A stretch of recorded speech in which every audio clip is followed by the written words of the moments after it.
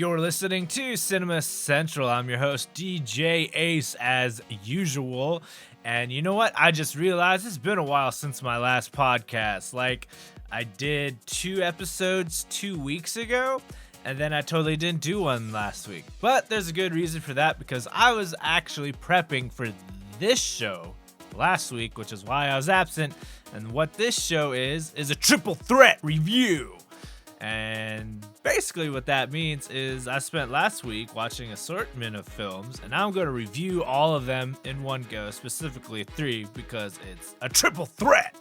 All right, so the films are The Incredibles 2, Ocean's 8, and Tag. Yes, went and saw all 3 of them last week. It was very eventful, a lot of fun actually, because sometimes you just got to go on these movie going sprees, it's just like a marathon of movie going.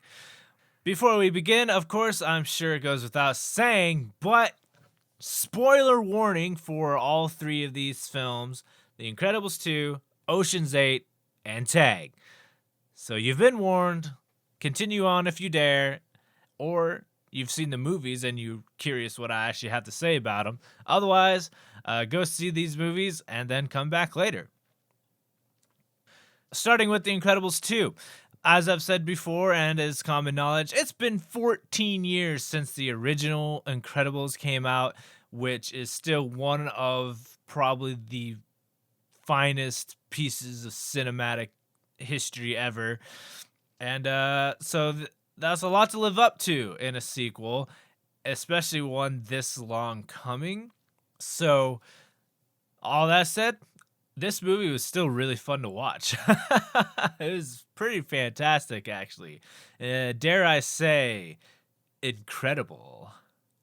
All that aside, obviously, it can't hold a candle to the first Incredibles movie, but it's pretty darn close. It is pretty darn close. Honestly, my only complaint is that the animated short at the beginning of this film was really bizarre. It was really strange and metaphorical, and there are children seeing this movie that aren't even going to come close to understanding what's happening here. I barely understood it, but other than that, that's my only complaint.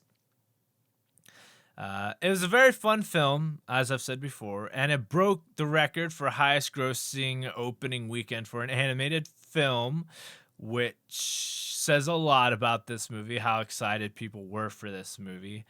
And it beat it by a large margin. It made $180 million in its first weekend. That's $50 million higher than the previous film, which was Finding Dory, which says a lot. Huge numbers. And I think that's domestic. So, into the actual film. The original cast is back, and it picked up right at the end of the first movie when the Underminer showed up with his huge drill machine. And it's pretty funny because they just go right into it, and no one asks them to save them, of course, and they just go for it anyway. Frozone shows up for it. One of the first kind of hiccups is that Violet gets stuck with Jack, and the guy that she likes sees her without her mask on, because those silly old masks that they wear just cover up your identity so well. But yeah, so that's a funny thing that comes back into play later. And yeah, so they don't actually stop the Underminer. They have to actually stop his machine, and they cause all sorts of havoc, and they end up back in jail, sort of, but they get released, and they find out the program that's been kind of helping the supers after the laws were in place is being shut down. And so they're stuck in a hotel with no idea what they're going to do. It's kind of bleak. Also, there's this really funny bit where that agent guy sticks Tony, that's the guy that Violet likes, with the mind wiping thing. And, they talk about it in the first movie, but we never saw it in the first movie. And then seeing it in this movie is actually pretty hysterical, because it's just like this little suction cup and goes zunk. And it's just it's so ridiculous and hilarious. I stand by my statement that it wasn't in the last film. However, it just occurred to me, We did see the mind wiping device before in the anime, in the short Jack Jack Attack, or Jack Jack Stuck with the Babysitter in the first movie. So go back, watch it, and you'll see that I'm right. So basically, they get approached by these two like business tycoons, Evelyn and Winston DeVore, and they're trying to legalize superheroes again, and they decide to have Elastigirl be their, like, I was gonna say poster boy, but I guess it's poster girl in this case, because Mr. Incredible's like too destructive, I guess, which is pretty awesome.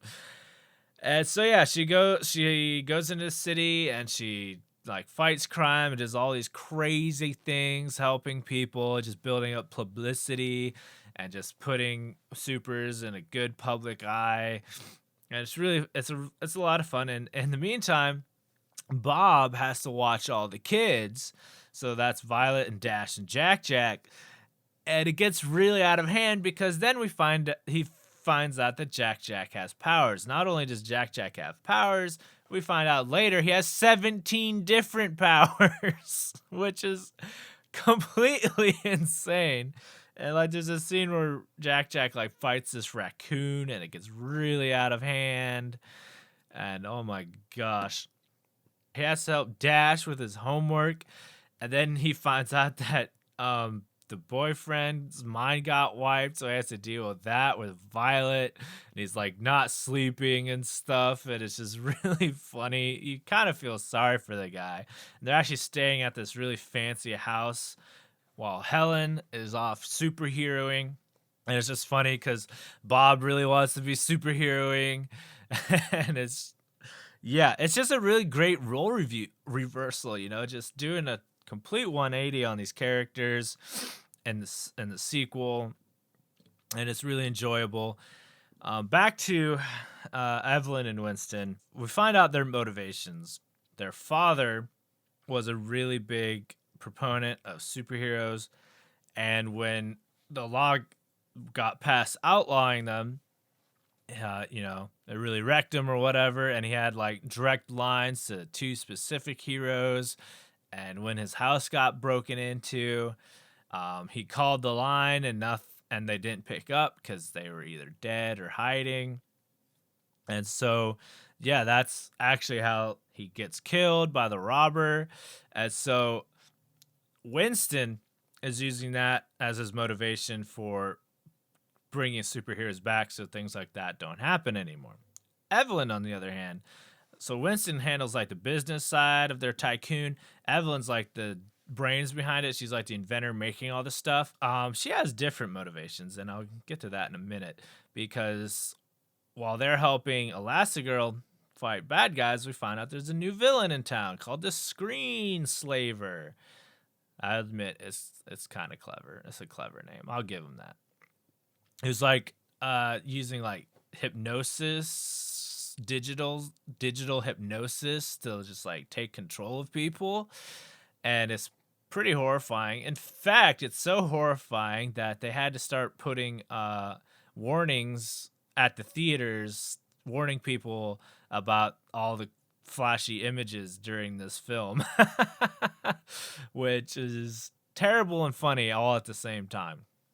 So yeah, Elastigirl's like hunting down the Screen Slaver, and Bob's at home taking care of everybody, and he has to involve Frozone at one point, and he has to involve Edna as well, and it's just a whole lot of fun. It's a really fun movie. Screen Slaver, the villain. Surprise, surprise. It's Evelyn, actually. So it's kind of cool because at the same time that Elastigirl's the main hero of the story, the villain is also a woman, and it's just really cool how they did that. She's trying to do the opposite of her brother. She's trying to make supers illegal forever, and her plan to do that is like they're on the boat signing the thing that's going to make supers legal again. She's just going to ram the boat into the city and kill everyone on it, including all these other superheroes. And speaking of other superheroes, it's nice to know that there were other superheroes across the globe. That's really nice to know that there were other folks out there still alive after Syndrome went on a murder spree. And there's some interaction with the newer generation of superheroes as well. Evelyn is trying to discredit the superheroes because she thought it was stupid that their father relied so much on the superheroes when they could have just gone into this perfectly safe panic room that was also in their house, but instead he went for the superhero phone, and that's what got him killed. So yeah, the motivation's really solid, and I like it. And that's why she did this whole screenslaver thing. So she takes control of all of our main superheroes, and what that does is that Dash, Violet, and Jack have to go save everybody, and they do, and it's awesome. And they break the mind control, and they had to stop the boat, and they stop the boat. And then Elastigirl stops Evelyn / Screenslaver. And it's all a happy time. It's all a really happy time. And superheroes are made legal again. Dash passed his homework. And Edna helped deal with the Jack superpower problem. And Bob fixed Violet's relationship issues. And it's all very happy at the end of the film. And it's a lot of fun. Also, end credits, if you didn't see them, next time you go, stay for the whole credits because there's these really awesome song things they do at the end credits. Anywho, so yeah, overall, for me, it captured a lot of the magic of the original Incredibles. It wasn't as good. I wouldn't say it was as much of a masterpiece as the first one. It was kind of funny going to this movie because they do a little introduction with the cast members saying, yeah, sorry it took us so long to make this movie, but we wanted it to be perfect. But yeah, and for all intents and purposes, I would just say it wasn't as good as the first movie, but it was still a really, really solid sequel. I have very little complaints with it. Really enjoyed it. It was just a fun experience all around, and I would totally recommend seeing this movie. All right, so this is what I have to say about Ocean's 8. It starts, actually, exactly the same way as the first Ocean's 11. And when I say first Ocean's 11, I don't mean the one that came out in 1960. I'm talking about the one we all know about. So it starts out the same way. Sandra Bullock plays Debbie Ocean, which is Danny Ocean's sister, which Danny Ocean's the one that George Clooney played. And she's getting out of prison. And it starts the exact same way, and it's just really funny. It's this nice, refreshing blast from the past. So yeah, the first Ocean's 11 came out in 2001. So this movie was way longer coming than Incredibles 2 was. Wow. Okay. Anyway, so yeah, she gets out of prison, and one of the first things we find out is that she's just like her brother. She's totally a crook and a con woman. It doesn't sound right to call it a con man when the whole cast is females, So con woman, and she's basically terrible. And so she's been in prison for 5 years, and she's been planning this one job for that entire time. And one thing that they immediately throw at us is this idea that her brother, Danny Ocean, is dead, but she doesn't buy it. She visits his tombstone, and it's really interesting because we don't actually know if he's alive. They never actually answer that question, which is pretty cool. And Ruben shows up at the cemetery to say hello, and then we move on with the heist. And one thing I really, really did appreciate about this movie was the visual aesthetic. It felt very much similar to the Ocean's films, just cinematic style with the cuts and the transitions. I really enjoyed those. And the other thing I also really think is funny about this film is or the Ocean's films in general, is that they just grab these normal people that are just in tough situations and be like, hey, do you want to go rob a bunch of money and then you won't have to worry about it ever again? And it's just what? It's these are normal people. I feel like normal people just don't become criminals. or they're criminals already. I don't know. Anyway, it makes me laugh. Okay. So yeah, Sandra Bullock plays the main character, and her BFF Lou is played by Kate Blanchett, and she's kind of there as the BFF and also to help with Khan, and then they recruit all these other folks for it. And also Anne Hathaway is in this film. She plays Daphne Kruger, this kind of stuck up actress person, and it's kind of funny. They think they're just gonna like take advantage of her, I guess, klutziness. I don't know. They don't think she's very smart, is my point. And so they're just going to use her as part of the heist. However, by the end of the film, turns out she was in on it the whole time, which is kind of funny. And she's like, I don't have she has the funniest reasoning for it too. She's just like, I don't have any friends. I'm just like, what? And oh yeah, so that was just really surprising. And so they give all this emphasis to stealing this specific necklace, which they do technically steal it, but that wasn't actually ever the goal. The goal was to steal all the other jewels in the museum. You find that out at the very end, and they do like the back cap where they just like show you what actually happened while all this other stuff was happening while you watch the film, and you're just like, oh, it all makes sense now, which is exactly how the other movies worked, and it is just lovely. Overall, I really did enjoy this film. It's actually done pretty well in the theaters, and I do enjoy it.